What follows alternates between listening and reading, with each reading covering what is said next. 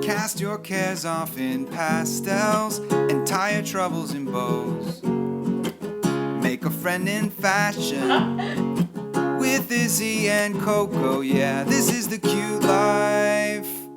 Hello, welcome to Live the Cute Life. I am Coco. Now I'm Izzie. Today we will be talking about Truthwitch by Susan Dennard. It's a YA fantasy novel. about witches. Yes, and it's interesting. The world building in this one, there's a lot of world building, but I feel like it's easy to follow. There's like truth witches, thread witches, blood witches, and they each have like their own different power.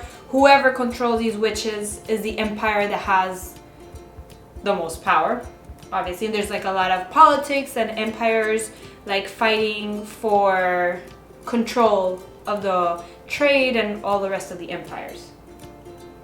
Do you remember this?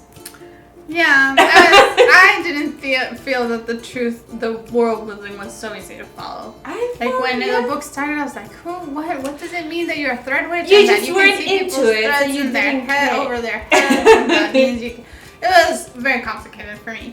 But I halfway through, I got on board, and then so the thing about the plot is that there's like all of these regions that have been warring each other Yes. for centuries, I think, and Yeah. then they decided, oh, we don't have money, so we're gonna stop all these wars for 20 years. Yeah, 20-year truce. And then we'll pick it up at 20 years. So the book picks up at the Right when 20-year it's ending. truce is ending, and all Yes. these, like, all the people who rule these lands are like trying to figure out what is going to happen. And then there's this one little region, which is the Nubarian region, Nubrevna? Nubrevna, and they got screwed by all of the other ones. Oh yeah, But have no were not trade. able to be colonized. They're still holding on, independent. Yeah, this is. So, But they were heavily punished. But the main characters are these two little girls. They're like 16. This is why it's more of a young adult novel. And they're Safia and Isolde. Safi and Izzie. I think I call her Izzie. Yeah. and everybody that's a witch has to be registered, but they're under the radar. They've been kept under wraps, and they're best friends. They're called thread sisters. Like practically they can't live with they complement each other really well with their powers, and I really like the relationship. They're like sisters. They're not blood sisters. They weren't born, but yeah. So yeah, they had a really cute relationship. So I guess we're gonna start talking about the book now. So if you haven't read the book, go read it and come back. She gives it a. Oh, I gave it a 4 stars. I really enjoyed it. I like the dialogue between the characters. There was just like, especially. Okay, wait. What? We'll get into it. You give it 4 stars. I give it 3 stars. A generous 3 A stars. generous 3 stars. It was hard to get into the book. I have to say. You know what? It had me laughing a lot. I was cracking up. I thought the characters were funny and witty. I don't know. I like their interaction. Okay. Yeah, and there's a part that I found hilarious, and you're like, I don't understand. I don't see why it's so funny. And I'm like, So, yeah, it was alright, hilarious. let's see. What did you like so much about the book? Tell me. Well, let me see. Well, mainly their relationship. I like the relationship between the two sisters. Also, the romance. I like that it starts off really rocky. They don't like each other. They're just barely tolerating each other. And I like that the guy is like this prince, but he's from this Nubrevna where they're very poor. They don't have any trading with any of the other empires. So he's like a no-nonsense guy. No frills. And he's the prince of that. he is the prince. And he's trying to, because they're about to break.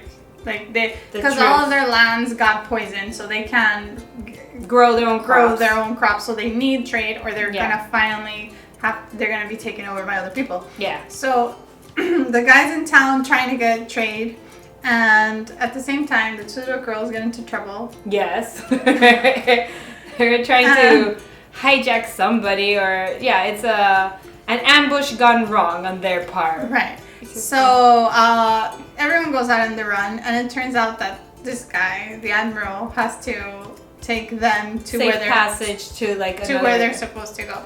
Yes. And I think what I didn't like was everyone's attitude. Oh my god, okay. It was like, okay, so the Truthwitch, they and the Threadwitch, the two little girls, got in trouble because they're trying to hijack this money off of these people. That had ripped them off. But those were not the people that were. No, that was, they realized their mistake, but they were already way too into it. Right. So then they're like trying to back out, but once they got caught by a blood witch. So a blood witch is looking for them, right? Yes. This is like the scariest of all the witches. Like Truthwitch is, as you can devise by the name, it's that she knows when somebody's lying. And Threadwitch, I have no idea what that Something means. with the threads and but the blood witch can smell your blood, so they can track you down once they know you. And know what kind of witch you are too. The blood witch is trying to track these two girls and kill them, right? To get revenge. So they're, what do you call their what? The guys, their trainers, what are they called? Their mentors? Oh. Of the Blood Witch? Of the two of them. I forgot their names. One's the guild guild masters. what are they called, though? Guild masters. But trying to help to hide these two girls. Yes. So they're like, look, wear this blanket and this guy won't be able to smell you. And go and hide in this hole over here and go to over here and we'll save you. And they're like, oh no, I want to go find whatever.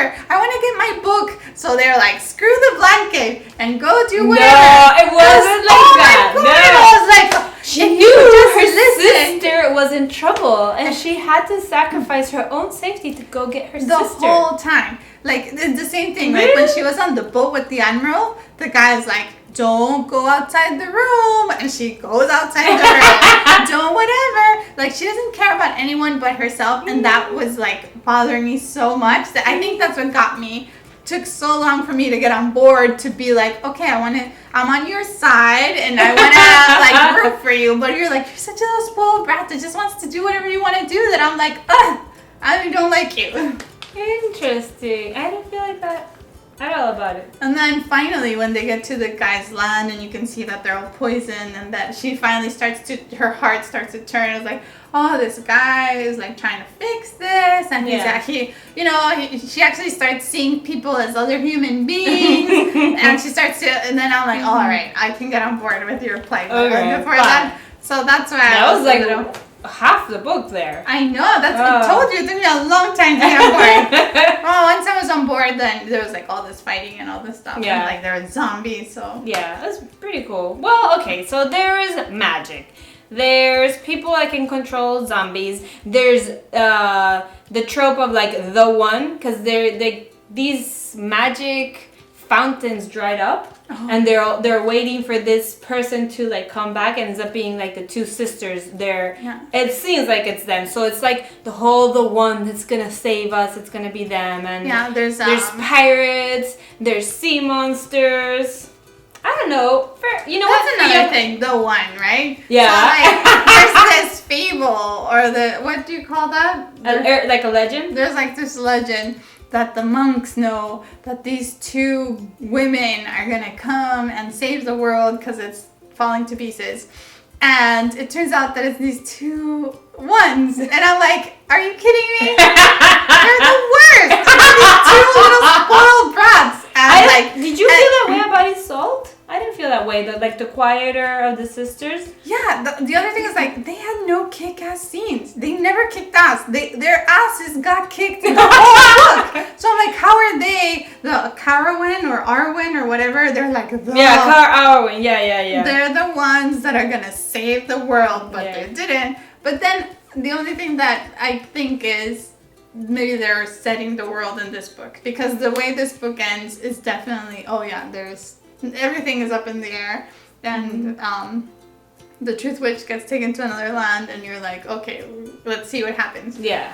So, I don't know. I'm down. You're getting into 2.5 now that I think about it. Let's take 2 or 3 then. Okay, that's fine. So yeah, that's Truthwitch for you. So thank you for tuning in. Don't forget to subscribe to our channel, so that we can tell you about all the awesome books that are coming out. That we've been reading lately. Yes. We'll catch you next time. See ya. Yes. There's a specific word when, like, you know, you're training. You're apprentice to. You're an apprentice to. They're guild masters. Anyway, whatever.